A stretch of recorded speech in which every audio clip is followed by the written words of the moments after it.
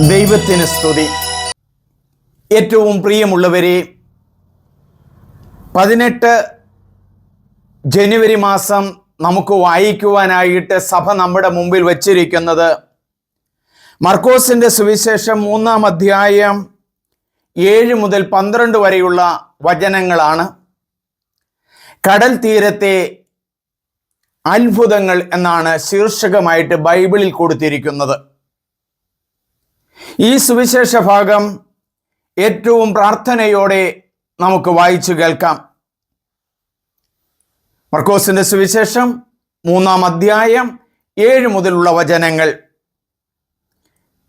യേശു ശിഷ്യന്മാരോടുകൂടെ കടൽ തീരത്തേക്ക് പോയി. ഗലീലിയയിൽ നിന്ന് വലിയൊരു ജനക്കൂട്ടം അവനെ അനുഗമിച്ചു. യൂദ, ജെറൂസലേം, ഇദുമയ എന്നിവിടങ്ങളിൽ നിന്നും, ജോർദാന്റെ മറുകരയിൽ നിന്നും, ടയർ, സീദോൻ എന്നിവയുടെ പരിസരങ്ങളിൽ നിന്നും ധാരാളം ആളുകൾ അവന്റെ പ്രവൃത്തികളെക്കുറിച്ച് കേട്ട് അവന്റെ അടുത്തെത്തി. ആൾത്തിരക്കിൽപ്പെട്ട് ഞെരുങ്ങാതിരിക്കുന്നതിന് അവൻ ശിഷ്യന്മാരോടൊരു വള്ളം ഒരുക്കി നിർത്താൻ ആവശ്യപ്പെട്ടു. എന്തെന്നാൽ അവൻ പലർക്കും രോഗശാന്തി നൽകിയത് മൂലം രോഗമുണ്ടായിരുന്നവരെല്ലാം അവനെ സ്പർശിക്കാൻ തിരക്കിക്കൊണ്ടിരുന്നു.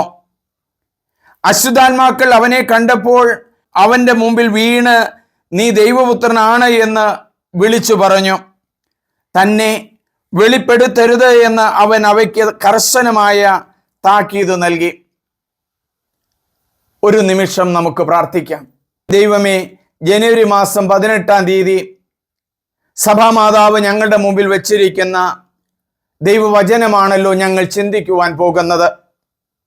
ഈ വചനം കേൾക്കുമ്പോൾ മനുഷ്യ മക്കളിലെ പരിശുദ്ധാത്മാവ് കടന്നു ചെന്ന് വലിയ അനുഭവങ്ങൾക്ക് സാക്ഷ്യം വഹിക്കട്ടെ. അതിനായി ഞങ്ങൾ പ്രാർത്ഥിക്കുന്നു. അമ്മേ മാതാവേ, ഞങ്ങളെ സഹായിക്കണമേ. ഏറ്റവും പ്രിയമുള്ള വൈദികരെ, സിസ്റ്റേഴ്സെ, മാതാപിതാക്കളെ, യുവതി യുവാക്കന്മാരെ, ഈ ഞായറാഴ്ച നമ്മൾ വായിച്ചു കേട്ടത് മർക്കോസിന്റെ സുവിശേഷം 7-ാം അധ്യായം 1 മുതൽ 12 വരെയുള്ള ഭാഗമാണ്. ഇത് ഈ ഞായറാഴ്ചത്തെ സുവിശേഷ വായനയുടെ 1-ാമത്തെ ഭാഗമാണ്. ഈ ഭാഗം വരുന്നത് യേശു സിനഗോഗില് 3-ാം അധ്യായം 1 മുതൽ 6 വരെയുള്ള വചനങ്ങളില് യേശു സിനഗോഗില് കൈ ശോഷിച്ച വ്യക്തിയെ സുഖപ്പെടുത്തുകയാണ്. സിനഗോഗിൽ വചനം പങ്കുവെച്ചുകൊണ്ടിരിക്കുമ്പോൾ അവിടെ 4 സമൂഹമുണ്ട്. 1 വചനം കേൾക്കുന്ന സമൂഹം, 2 രോഗികളായ സമൂഹം, 3 ഫരിസേയരുടെ സമൂഹം, 4 രോഗികളുടെ സമൂഹം. 4 സമൂഹങ്ങളില് വചനം കേൾക്കാൻ കടന്നു വരുന്നവർക്ക് 3 പ്രത്യേകതകളുണ്ട്. അവരുടെ കണ്ണ് യേശുവിലായിരിക്കും, കാത് യേശുവിലായിരിക്കും, കരള് യേശുവിലായിരിക്കും.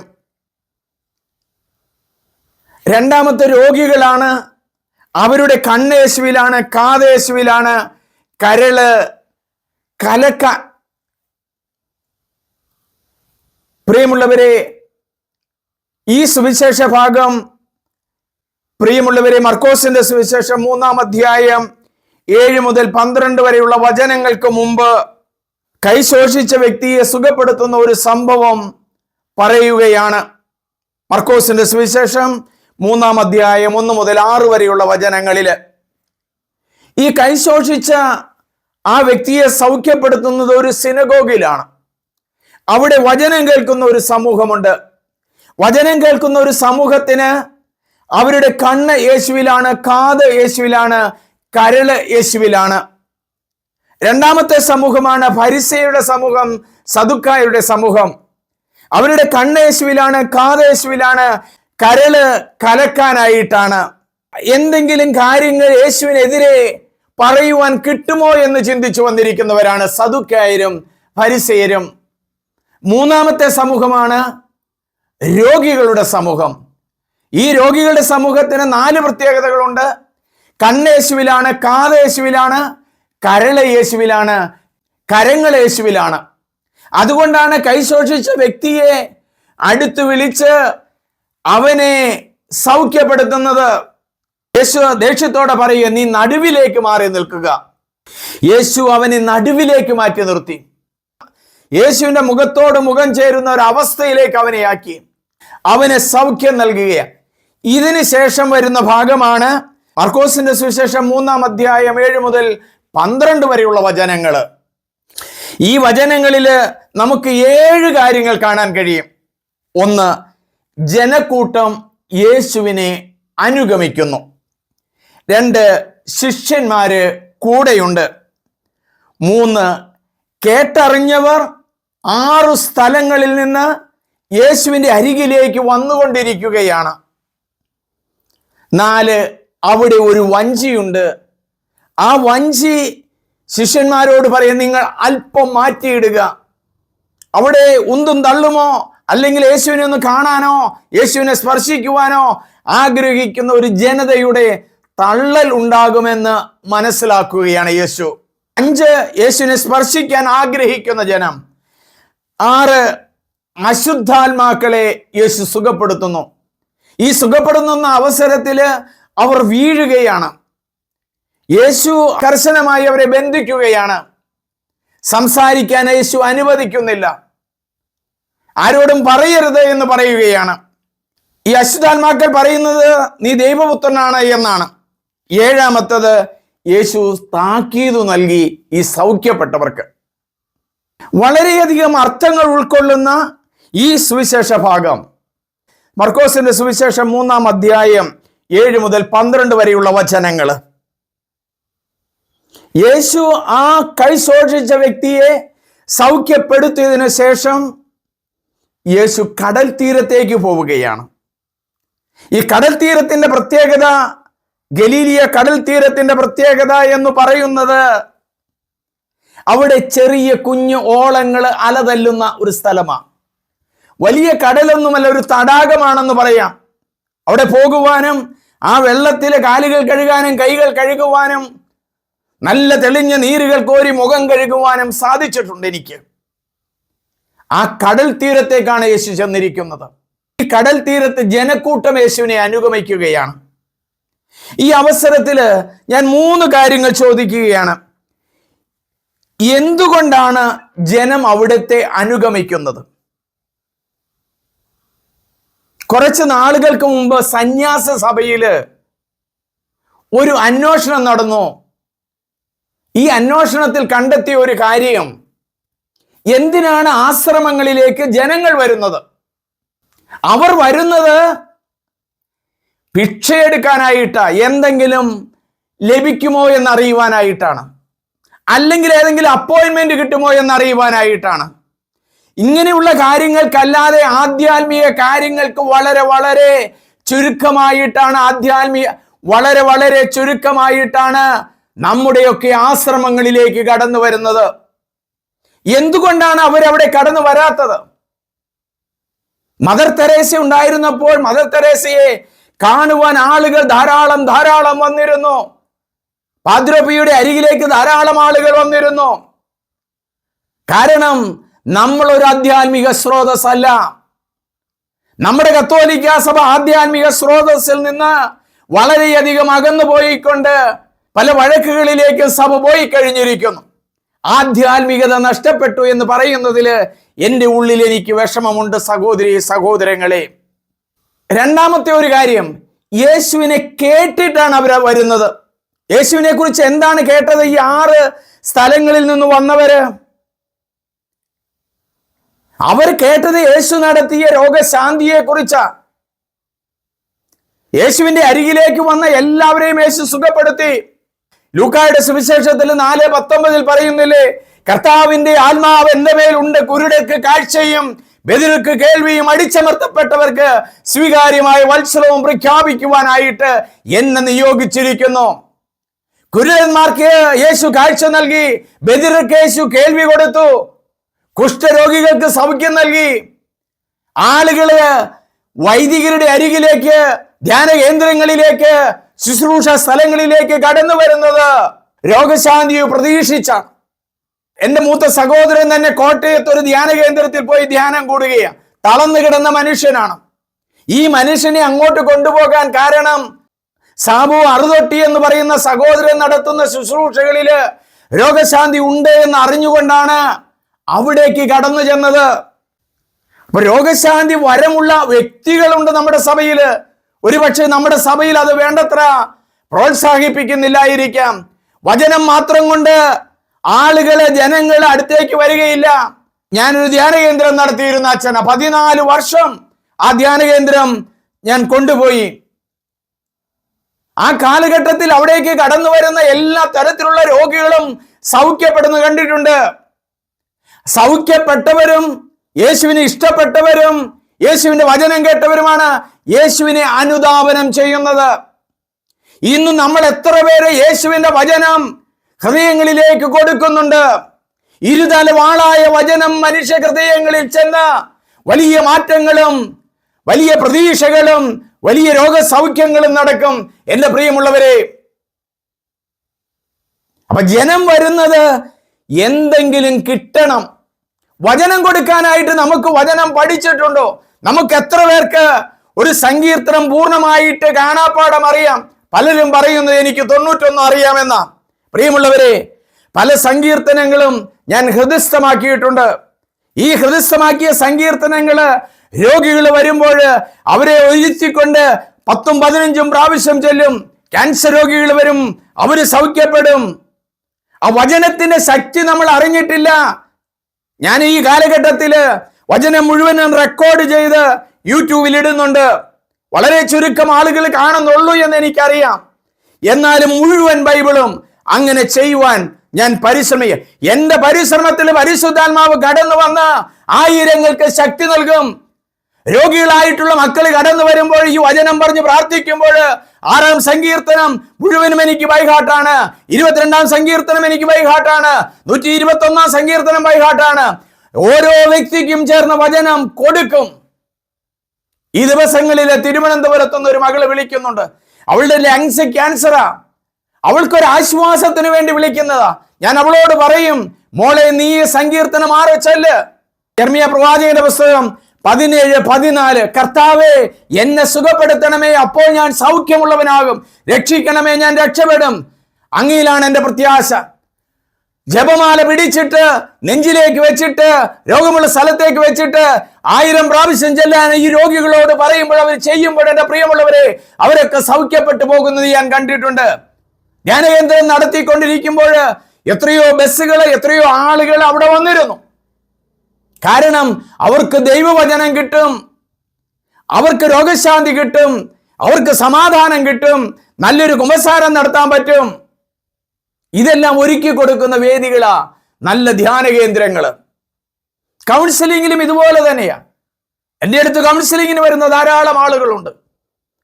ആ വരുന്ന ആളുകൾക്ക് ആശ്വാസവും സമാധാനവും ശക്തിയും കൊടുക്കുക. അവർ ചെയ്ത കാര്യങ്ങളെ കുറിച്ചല്ല ഞാൻ പറയുന്നു അവരോട്. ദൈവത്തിന്റെ ആത്മാവ് നിന്നെ പ്രവർത്തിച്ചു കൊണ്ടിരിക്കുക. ഞാൻ ഇത് പറഞ്ഞുകൊണ്ടിരിക്കുമ്പോൾ തൊണ്ടയിൽ ക്യാൻസർ ഉള്ള വ്യക്തികൾ പ്രാർത്ഥിക്കട്ടെ. 6-ാം സങ്കീർത്തനം ഒരു 10 പ്രാവശ്യം. യേശുവിന്റെ അരികിലേക്ക് ജനക്കൂട്ടം വന്നതുപോലെ ദൈവവചനത്തിന്റെ അരികിലേക്ക് നിങ്ങൾ ചെല്ലുക. ദൈവവചനത്തിന്റെ അരികിൽ ഇരുന്നു കൊണ്ട് സ്തുതിക്കുക. ദൈവവചനത്തിന്റെ അരികിൽ ഇരുന്നു കൊണ്ട് ദൈവത്തെ പ്രകീർത്തിക്കുക. സ്തുതിയുടെ സിംഹാസനത്തിൽ ഉപവിഷ്ടനാകുന്ന കർത്താവ് നമ്മുടെ അരികിലേക്ക് കടന്നു വരും. പ്രിയമുള്ളവരെ, ഈ അടുത്തെത്തിയ ജനത്തിന് എന്തു സംഭവിച്ചു? സിനഗോഗിൽ പഠിപ്പിക്കുമ്പോൾ യേശുവിന്റെ അടുത്തെത്തിയ വ്യക്തിയുടെ കൈ ശോഷിച്ച് സുഖപ്പെട്ടു. എൽസി എന്ന് പറയുന്ന ഒരു സഹോദരി ധ്യാനത്തിന് വന്ന് ഓർക്കുക, കൈകൾ തളർന്നിരുന്നതാ. ആ സഹോദരിയുടെ പൂർണ്ണമായ സൗഖ്യപ്പെട്ട് ആ സഹോദരി പൂർണ്ണമായി സൗഖ്യപ്പെട്ട് കുറേയധികം ശുശ്രൂഷകൾ ചെയ്തു. ആ വ്യക്തിയുടെ ഒരു സൗഖ്യം കൊണ്ട് ആയിരക്കണക്കിന് മക്കൾ ധ്യാനം കൂടാൻ വന്നു. ഇവിടെ പറയുക, യേശുവിനെ കേട്ടറിഞ്ഞ് 6 സ്ഥലങ്ങളിൽ നിന്ന് യേശുവിനെ കൊടുക്കുമ്പോൾ യേശു നമ്മുടെ അരികിലേക്ക് വരുന്നു. ഇന്ന് പരിശുദ്ധ കുർബാനയിലൂടെ യേശുവാണ് നമ്മുടെ അരികിലേക്ക് വരുന്നത്. ഈ ഞായറാഴ്ച നിങ്ങളെല്ലാവരും ദേവാലയത്തിലേക്ക് വന്നിരിക്കുന്നത് ഗലീല കടൽ തീരത്തേക്ക് കടന്നു വന്ന ജനത്തെ പോലെ തന്നെയാണ് വന്നിരിക്കുന്നത്. നിങ്ങൾക്ക് പ്രതീക്ഷയുണ്ട്, നിങ്ങളുടെ രോഗങ്ങൾ മാറും, നിങ്ങളുടെ കഷ്ടതകൾ മാറും, നിങ്ങൾക്ക് ആശ്വാസം ലഭിക്കും, നിങ്ങൾക്ക് സമാധാനം ലഭിക്കും എന്ന ഒരു വലിയ ചിന്തയുള്ളത് കൊണ്ടാ യേശു അവര് വന്നപ്പോൾ യേശു മാറിപ്പോയില്ല. ആ കടൽ തീരത്ത് തന്നെ നിന്നു. ജനം കൂടി വരുമ്പോൾ യേശു പറഞ്ഞു, ആ വഞ്ചി അങ്ങ് അല്പം മാറ്റിയിടാൻ. വഞ്ചി അങ്ങ് അല്പം മാറ്റിയിടാൻ. വഞ്ചിയിൽ യേശു കയറിയിട്ടില്ല. അല്പം നമ്മുടെ ഹൃദയം ഒന്ന് മാറ്റിയിട്ടാൽ കർത്താവ് അവിടെ നിന്ന് വചനം പറയും നിന്നോട്. വഞ്ചിയൊന്ന് അല്പം മാറ്റിയിട്ടാല് കർത്താവ് നിങ്ങൾക്ക് സൗഖ്യം നൽകും. വഞ്ചിയൊന്ന് അല്പം മാറ്റിയിട്ടാൽ നിങ്ങളുടെ ഹൃദയമാകുന്ന വഞ്ചിയൊന്ന് അല്പനേരത്തേക്ക് ശാന്തമായിട്ട് ദീപികാരുണ്യ ആരാധനയുടെ മുമ്പിൽ ഒന്ന് സമർപ്പിച്ചാല് നിങ്ങൾക്ക് സൗഖ്യവും രക്ഷയും കിട്ടും. അതാണ് കർത്താവ് പറയുന്നത്. വഞ്ചി ശിഷ്യന്മാരോട് പറയുക, അല്പം ഒന്ന് മാറ്റിയിടുക. കുറച്ചു നേരത്തേക്ക് നിങ്ങളൊന്ന് മാറ്റിയിട്. ഈ ഞായറാഴ്ച നിങ്ങൾ കുർബാനയ്ക്ക് വന്നിരിക്കുന്നത്, നിങ്ങളുടെ ഹൃദയമാകുന്ന വഞ്ചി ഒന്ന് മാറ്റിയിടുക. മാറ്റിയിട്ട് കഴിയുമ്പോൾ ജനത്തിന്റെ ദിക്കില് യേശു പെടുകയില്ല. നിങ്ങളുടെ ഹൃദയത്തിൽ തിക്കും തിരക്കുമാണ്. നിങ്ങളുടെ ഹൃദയത്തിൽ തിക്കും തിരക്കുമാണ്. എന്തിനു വേണ്ടിയാണ് തിക്കും തിരക്കും കൂട്ടുന്നത്? ഭക്ഷണം വാങ്ങാനാണോ? കടം വീട്ടാനാണോ? രോഗങ്ങൾ മാറാനാണോ? തിക്കുകൂട്ടാതെ വചനത്തിന്റെ അരികെ സമാധാനമായിട്ട് മേരി ഇരുന്നത് പോലെ അവൾ ആ യേശുവിന്റെ കാൽപാദത്തില് സമാധാനമായിട്ടിരുന്നു. ഇന്ന് ഞാൻ ഒരു മനുഷ്യനോട് സംസാരിക്കുന്ന അവസരത്തിൽ ഞാൻ പറഞ്ഞ കാര്യം 46 സങ്കീർത്തനം 1 വചനം, അവരുടെ വീട് ജപ്തി ചെയ്യാൻ വന്ന സംഭവമാണ് പറഞ്ഞത്. 1 കോടിയിൽ കൂടുതൽ വിലയുള്ള വീട്, അത് ജപ്തി ചെയ്യാൻ പോലീസും എല്ലാവരും വന്നിരിക്കുകയാണ്. അപ്പൊ റാണിയോട് ഞാൻ പറഞ്ഞ ഒരൊറ്റ കാര്യം, നീ 46 സങ്കീർത്തനം എടുത്ത് ഉറക്കെ 7 പ്രാവശ്യം വായിക്കുക. അവളെ പൊട്ടിക്കരഞ്ഞുകൊണ്ട് ഹൃദയം നുറുങ്ങിക്കൊണ്ട് വായിച്ചു. കർത്താവാണ് എൻ്റെ അഭയവും ശക്തിയും, കഷ്ടതകളിൽ സുനിശ്ചിതമായ തുണയുമാണ്. ഭൂമി കുലുങ്ങിയാലും പർവ്വതങ്ങൾ അടർന്ന് കടലിൽ പതിച്ചാലും ഞാൻ ഭയപ്പെടുകയില്ല. അവളുടെ വചനം വായിച്ച് ആ പൊട്ടിക്കരഞ്ഞു വായിക്കുമ്പോൾ മുറിയുടെ ഉള്ളിൽ കയറിയുന്ന പോലീസും ആളുകളും പുറത്തിറങ്ങി. ആ നിമിഷം വേറൊരു മനുഷ്യൻ ആ വീട്ടിലേക്ക് കയറി വന്നു. ഇവരുടെ അവസ്ഥ അറിഞ്ഞിട്ട് 18 ലക്ഷം രൂപ ആ മനുഷ്യൻ കൊടുത്തു. വേറെ ആളുകൾ 4 ലക്ഷം രൂപ കൊടുത്തു. ഇങ്ങനെ പല ആളുകൾ കൂടിയപ്പോൾ അവരുടെ കടബാധ്യത മാറി. അപ്പൊ യേശുവിന്റെ അടുത്തേക്ക്, ദൈവവചനത്തിന്റെ അടുത്തേക്ക്, പരിശുദ്ധ കുർബാനയുടെ അടുത്തേക്ക്, ദിവ്യബലിയുടെ അടുത്തേക്ക് നിങ്ങൾ എല്ലാവരും വന്നിരിക്കുന്നത്, ഈ ഞായറാഴ്ച ചെല്ലുന്നത്, ദൈവമേ എന്റെ പ്രശ്നം അങ്ങയുടെ മുമ്പിൽ ഞാൻ കാണുന്നു, അങ്ങയുടെ മുഖം ഒന്ന് എനിക്ക് കണ്ടാൽ മതി കർത്താവെ, ഞാൻ സംതൃപ്തനാ. കർത്താവിന്റെ മുഖമൊന്ന് കാണാനുള്ള കൊതി നമുക്കുണ്ടാകട്ടെ. അവിടുത്തെ മുഖത്താൽ പ്രശോഭിതരാകും നമ്മൾ. അതാണ് നമ്മൾ അടുത്തെത്തിയ ജനത്തിന് എന്തു സംഭവിച്ചു? വചനം കൊടുത്തു, സൗഖ്യം കൊടുത്തു. അശുദ്ധാത്മാക്കളും വന്നു ആ കൂട്ടത്തിൽ. പിശാചൊന്നുമല്ല. ആ കാലഘട്ടത്തിൽ മാനസിക രോഗമെന്ന് പറയുന്നൊന്നും കണ്ടെത്തിയിട്ടില്ല. ഈ അശുദ്ധാത്മാക്കൾ മാനസിക വിഭ്രാന്തി പിടിച്ചവര്, ആൻസൈറ്റി ഡിസോർഡർ ഉള്ളവര് യേശുവിന്റെ അരികിൽ വന്നു. അവരെ കർത്താവിന്റെ മുഖത്തേക്ക് നോക്കിയപ്പോൾ അവർ സുഖപ്പെട്ടു. അവര് വിളിച്ചു പറഞ്ഞു, നീ ദൈവപുത്രനാണ്. വർഷങ്ങളായി കൊണ്ടു നടക്കുന്ന കെട്ടുകൾ അവരുടെ തലയിൽ നിന്നും മാറിയപ്പോൾ അവർ വിളിച്ചു പറയുക, നീ ദൈവപുത്രനാണ്. നമ്മുടെയൊക്കെ ഭവനങ്ങളിൽ ചെന്നിട്ട്, പ്രിയമുള്ളവരെ, നീ ദൈവപുത്രനാണ് എന്ന് യേശുവിന്റെ രൂപം നോക്കിക്കൊണ്ട് ഒരു 10 പ്രാവശ്യം പറയാൻ നിങ്ങൾക്ക് കഴിഞ്ഞാൽ നിങ്ങളുടെ ഭാരങ്ങൾ അവിടെ അഴിഞ്ഞു വീണും. സൗഖ്യത്തിന്റെ പതാക അവിടെ ഉയരും. കടലലകൾ അടിച്ചടിച്ചു വരുന്നത് പോലെ നിങ്ങളുടെ ഹൃദയത്തിലേക്ക് വചനത്തിന്റെ തിളപ്പ് കയറി സമാധാനത്തിന്റെ ദൈവദൂതൻ നിങ്ങളുടെ ഹൃദയങ്ങളിൽ ഭരിക്കും. അതാണ് വചനം കാണിച്ചു തരുന്നത്. ഈ ഞായറാഴ്ച കുർബാനയ്ക്ക് വന്നിരിക്കുന്ന നിങ്ങളെ എല്ലാവരെയും ദൈവം അടുത്ത് വിളിച്ചിരിക്കുന്നതാണ്. യേശു കടൽ തീരത്തേക്ക് ചെന്നപ്പോൾ യേശു ശിഷ്യന്മാരും കൂടെയാണ് പോയത്. ആ യേശുവിന്റെ അടുത്തേക്കാണ് 6 സ്ഥലങ്ങളിൽ നിന്ന് വന്നവര്. ഇന്ന് വിവിധ വില്ലേജുകളിൽ നിന്ന്, വിവിധ സ്ഥലങ്ങളിൽ നിന്ന് ഈ പരിശുദ്ധ കുർബാനയിൽ നിങ്ങൾ പങ്കെടുക്കുക. മിശിഹായുടെ ശരീരവും രക്തവും നിത്യജീവൻ നൽകട്ടെ എന്ന് പറഞ്ഞ് നിങ്ങളുടെ ആദരങ്ങളിൽ, നാവുകളിൽ വെച്ച് തരുമ്പോൾ, നിങ്ങളുടെ കൈകളിൽ വെച്ച് തരുമ്പോൾ അത് സൗഖ്യം നടക്കും, വലിയ അനുഗ്രഹം ലഭിക്കും, വലിയ ഭാരങ്ങൾ മാറും, ദൈവവചനത്തിന്റെ അഭിഷേകം നടക്കും. അതിനു വേണ്ടുന്ന അനുഗ്രഹം സർവശക്തനായ ദൈവം നിങ്ങൾക്ക് നൽകട്ടെ എന്ന് പ്രാർത്ഥിക്കുന്നു. ദൈവമേ നന്ദി. നമുക്കൊരു നിമിഷം പ്രാർത്ഥിക്കാം. ദൈവമേ, അങ്ങയുടെ അരികിലേക്ക് ഈ ഞായറാഴ്ച വന്നിരിക്കുന്ന ഓരോ മക്കളെയും അനുഗ്രഹിക്കണമേ. അങ്ങ് ആ കൈ ശോഷിച്ച മകനെ സൗഖ്യപ്പെടുത്തിയപ്പോൾ ജനം മുഴുവനും കടൽ തീരത്തേക്ക് വന്നല്ലോ. 6 സ്ഥലങ്ങളിൽ നിന്ന് ആളുകൾ അങ്ങയുടെ വചനം കേൾക്കാൻ കടന്നു വന്നല്ലോ. അങ്ങയുടെ അനുഗ്രഹം വാങ്ങാൻ രോഗമുക്തിക്കായിട്ട് അശുദ്ധാത്മാക്കൾ വന്ന് വിളിച്ചു പറഞ്ഞല്ലോ, അങ്ങ് ദൈവപുത്രനാണ്, ഇതെന്റെ ശരീരമാണ്, ഇതെന്റെ രക്തമാണ് എന്ന് പറഞ്ഞ് ഇന്ന് പുരോഹിതൻ വാഴ്ത്തുന്ന ആ അപ്പത്തിലേക്ക്, ആ വീഞ്ഞിലേക്ക് ഞങ്ങൾ സമർപ്പിക്കുന്നു. കൂദാശ വചനം ഉച്ചരിക്കുമ്പോൾ അങ്ങ് ദൈവപുത്രനാണെന്ന് പറയാൻ ഞങ്ങളുടെ മനസ്സിനെ ഒരുക്കണമേ. ദൈവമേ നന്ദി, ദൈവമേ ആരാധന.